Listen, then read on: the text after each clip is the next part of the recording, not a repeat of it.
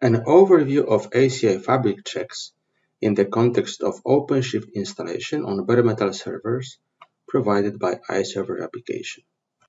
iserver is an open source command line application that, based on user input, can install OpenShift on bare metal servers, as well as check or configure data center network for servers connectivity.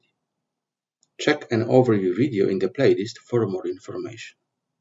The goal of this video update is to analyze the ACI Fabric check mode workflow.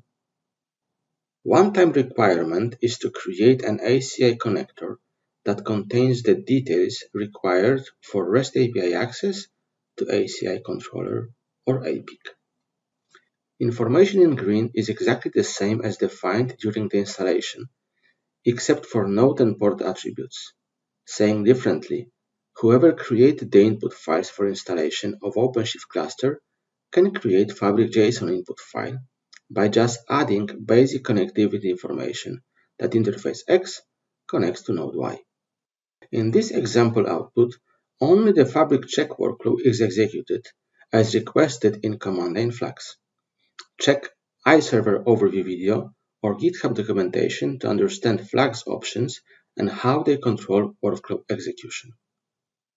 The same check logic is executed for every interface of each server defined in Fabric.json, meaning node and interface pair has to be valid. Interface is expected to be operationally up, switch state enabled, and configured with EPG. Trunk and bonding modes are checked against the definition. The same check is for VLAN value. Speed is informational. iserver checks if the IP address that will be used on these interfaces is not used elsewhere in the ACI fabric. Here we see the case where it is known by ACI on the same interfaces and that's considered reinstallation. Otherwise, an error would be raised.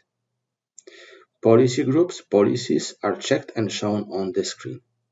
All of these checks help making sure that there is no mismatch between the desired state of the cluster and network fabric configuration and state, and that improves significantly the chance of successful cluster installation.